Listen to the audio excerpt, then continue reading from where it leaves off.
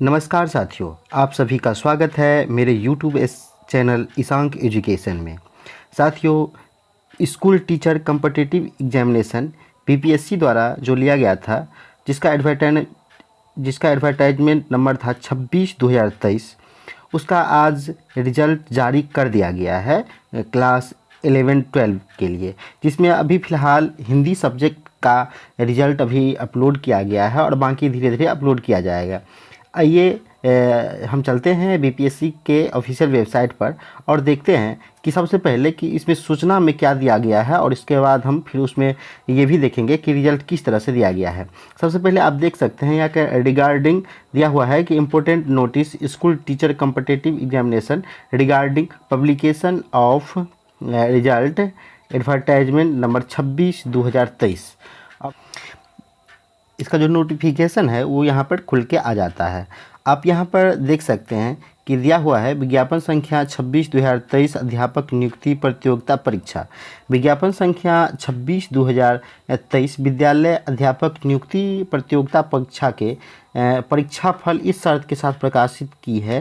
कि प्रकाशन के पश्चात प्रशासनिक विभाग के द्वारा नियुक्ति हेतु काउंसलिंग के समय ऑनलाइन आवेदन करते समय समर्पित वांछित शैक्षणिक या प्रशैक्षणिक अर्हता संबंधी प्रमाण पत्रों की जांच उसके मूल प्रति से की जाएगी, जिसमें असफल होने पर उनकी पात्रता एवं परीक्षाफल दोनों ही स्वतः रद्द समझी जाएगी। आप यहां पर देख सकते हैं कि जो भी आपने डॉक्यूमेंट अपलोड किया हुआ है उनको ओरिजिनल डॉक्यूमेंट से मिलाया जाएगा। अगर उस तरह का मिलान नहीं हो पाता है तो आपका जो रिजल्ट है उनको रद्द कर दिया जाएगा। आगे है दिया हुआ है कि इसलिए आवश्यक है कि अभ्यर्थियों द्वारा ऑनलाइन फॉर्म भरते समय अपलोड किए गए कागजात या दस्तावेज को डाउनलोड कर सत्यापन के समय सक्षम प्राधिकार या प्रशासनिक विभाग के समक्ष उपस्थापित करेंगे। अभ्यर्थियों द्वारा अपलोड किए गए सभी दस्तावेज पर डाउनलोड करने पर उसमें स्वतः रजिस्ट्रेशन सहित वाटरमार्क अंकित रहेगा। इससे पहले वीडियो मैंने एक अपलोड किया हूं जिसमें ये बताया हूं कि उस तरह का डॉक्यूमेंट कैसे आप डाउनलोड कर सकते हैं। आप वहां पर जा करके चैनल पे आप देख सकते हैं, जिसमें कि एक यूनिक आईडी और जो वाटरमार्क है बीपीएससी का वो वहाँ पर डाउनलोड करते समय वह आ जा रहा है। आगे दिया हुआ है कि अतः उक्त परीक्षा से संबंधित सशर्त रूप से सफल अभ्यर्थियों को सूचित किया जाता है कि ऑनलाइन आवेदन करते समय ऐसा कोई वांछित या शैक्षणिक या प्रशैक्षणिक अर्हता संबंधी प्रमाण पत्र आयोग के पोर्टल पर अपलोड नहीं किया गया हो तो वैसे अभ्यर्थी राजपत्रित पदाधिकारी से दस्तावेज को सत्यापित कर पुनः शिक्षा विभाग बिहार पटना द्वारा निर्धारित तिथि तक आयोग के पोर्टल पर अपलोड करेंगे। साथियों, आप इस पर आप ध्यान देंगे कि जो भी डॉक्यूमेंट आपने अगर अपलोड नहीं किया है, किसी तरह का समस्या हो चुका है, तो एक बार पुनः मौका दिया जाएगा कि आप अपने डॉक्यूमेंट को सही करके अपलोड कर देंगे। और अपलोड करने के बाद आयोग के वेबसाइट जो फिर से जो वाटरमार्क वाला जो डाउनलोड होगा उसको लेकर जा करके काउंसलिंग में प्रस्तुत करना है। आयोग के वाटरमार्क के बिना यहाँ पर आप देख सकते हैं कि दिया हुआ है कि आयोग के वाटरमार्क के बिना कोई प्रमाण पत्र मान्य एवं स्वीकार्य नहीं होगा। अगर आप कोई डॉक्यूमेंट ले जाते हैं जिस पर कि आपका जो यूनिक आईडी नहीं है, वाटरमार्क नहीं है, तो आपका जो डॉक्यूमेंट है वो स्वीकार नहीं किया जाएगा। इसलिए इस पर विशेष ध्यान दिया जाएगा। आगे दिया हुआ है कि अभ्यर्थियों के स्वास्थ्य या दिव्यांगता या आरक्षण से संबंधित प्रमाण पत्रों की जाँच प्रशासनिक विभाग द्वारा कराई जाएगी। सभी दिव्यांग अभ्यर्थी की दिव्यांगता की जांच अनिवार्य रूप से सक्षम medical college hospital IGIMS AIIMS से कराई जाएगी, चाहे वे दिव्यांगता का लाभ लिए बिना ही गुणागुण के आधार पर ही क्यों नहीं सफल घोषित हो जाते हैं। ये बहुत अच्छी बात कही गई है कि अगर दिव्यांगता संबंधित अगर आपने डॉक्यूमेंट अपलोड किया है, भले ही आप जनरल पे ही क्यों नहीं जा रहे हैं, उससे उसको कोई लेना देना ही है। आपको जो है दिव्यांगता का गुणागुण करना ही पड़ेगा। आपको वहाँ पर मेडिकल कॉलेज में अपना दिव्यांगता साबित करना ही पड़ेगा।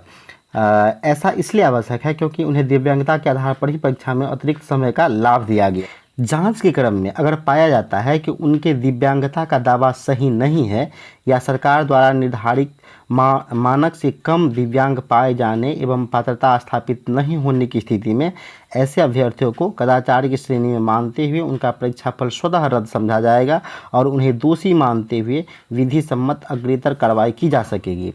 कार्मिक एवं प्रशासनिक सुधार विभाग के संकल्प संख्या 2374 दिनांक 16/7/2007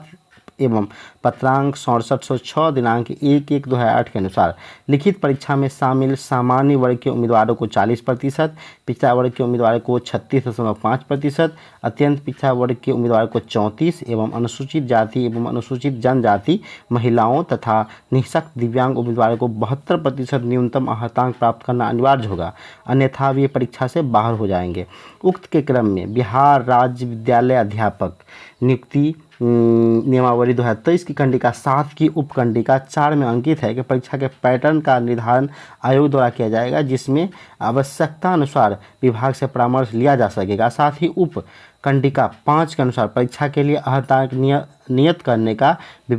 विवेकाधिकार आयोग को है। इस क्रम में निदेशक प्राथमिक शिक्षा विभाग बिहार पटना के पत्रांक 1220 दिनांक 4/8/2023 द्वारा विज्ञापन संख्या 26/2023 के आलोक में अध्यापकों की नियुक्ति से संबंधित परीक्षा में आयोग से अपेक्षा की गई है कि संबंधित परीक्षा के अर्हतांक का निर्धारण इस प्रकार किया जाए कि यथासंभव कम से कम 75% रिक्तियाँ भरी जा सके। अतः विज्ञापन संख्या 26/2023 अध्यापक नियुक्ति प्रतियोगिता परीक्षा के निर्धारित न्यूनतम अर्हतांक के संशोधन के बिंदु पर दिनांक 9/8/2023 को आयोग की पूर्ण पीठ की 21वीं बैठक में सम्यक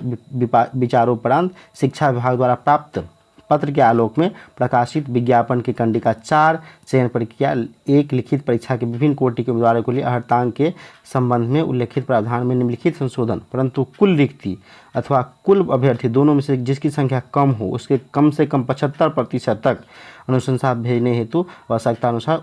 उक्त अर्हतांक अभ्यर्थी हित में इस हद तक शिथिल रखने का निर्णय लिया गया है कि अगर 75%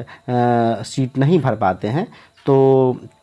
5% रिलैक्सेशन की बात जो कही गई है ये यहाँ पर किया जा सकता है। आगे हम यहाँ पर देख सकते हैं कि दिनांक 17/10/2023 को प्रकाशित परीक्षाफल के आधार पर उच्च माध्यमिक विद्यालय वर्ग 11-12 के हिंदी विषय के अंतर्गत सफल घोषित उम्मीदवार द्वारा ऑनलाइन आवेदन में भरी गई अधिमानता के आधार पर औपबंधिक रूप से आवंटित जिला निम्नवत है कि आप देख सकते हैं कि रोल नंबर दिया गया है, उसके बाद आपको जिस जिला में अलॉट किया गया है आपको उस जिला का नाम दिया गया है। इस तरह से हर एक विषय का निकाला जाएगा। आगे की वीडियो में हम आगे बात करने वाले हैं कि कौन कौन से विषय का निकलेगा। आज के लिए अभी के लिए बस इतना ही। वीडियो को अंत तक देखने के लिए आपका